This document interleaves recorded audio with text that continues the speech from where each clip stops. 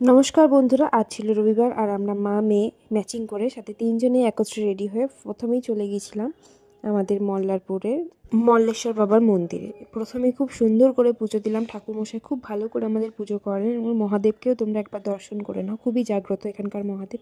তারপর এখানে একটু ঘুরে টুরে দেখে বসে একটু পুজো টুজো কমপ্লিট করে আমরা চলে গেলাম তারাপীঠের উদ্দেশ্যে। তারাপীঠের দিকে রওনা দিয়ে দিয়েছি। এবার তারাপীঠেও কিছুক্ষণের মধ্যেই ঢুকে গেছিলাম, বেশিক্ষণ সময় লাগেনি যেহেতু রাস্তা অনেকটাই কাছে। দেন তারাপীঠে ঢুকে ফার্স্টে আমরা ভেতরে ঢুকলাম গাড়ি টাড়ি রেখে, তারপর পুজোর জিনিসপত্র কিনছিলাম। তার আগে টুকিটাকি চারপাশে দেখাচ্ছিলাম, তোমাদেরকেও দেখালাম যে কত সুন্দর দোকানপাট বসে এখানে। সারা বছরই প্রায় মেলা বসে থাকে। আমরা একটু দেখতে দেখতে যাচ্ছিলাম এবং তারপর পুজোর জিনিসপত্র কিনে একজনকে পান্ডাকে খোঁজা হচ্ছিলো যে আমাদেরকে সুন্দর করে সুষ্ঠুভাবে পুজো দিয়ে নিয়ে যাবে। আমরা ফার্স্টে পুজোর ডালাটা নিয়ে নিয়েছি, তোমরা দেখতেই পাচ্ছ। আর এই যে আমার মা আর আমরা দুজন আজকে সেম সেম ড্রেস পরেছি। লাস্টে তোমাদের জন্য কিছু ছবি থাকবে। আর আমরা এখন যাচ্ছি।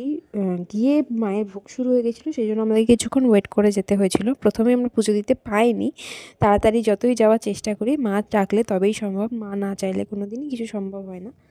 তো আমরা সেই গিয়ে কিছুক্ষণ অপেক্ষা করছিলাম। মন্দিরে ফাঁকাই ছিল মোটামুটি, তারাপীঠ মন্দির ফাঁকা পাওয়া কিন্তু ভাগ্যের বিষয়।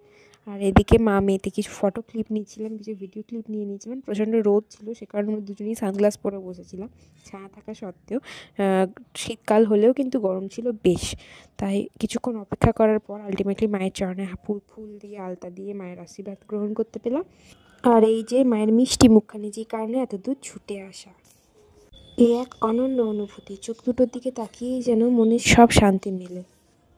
আর তারপরেই আমরা চলে গেলাম লাঞ্চ করতে। লাঞ্চে আমরা তিনজনে নিয়েছিলাম ভেজ থালি। আর শেষে কিছু সুন্দর মুহূর্ত এবং সুন্দর ছবি তোমাদেরকে শেয়ার করে দিলাম, তোমরাও দেখে জানিও ভিডিওটা কেমন হয়েছে। সকলে মিলে বলি চলো জয় তারা।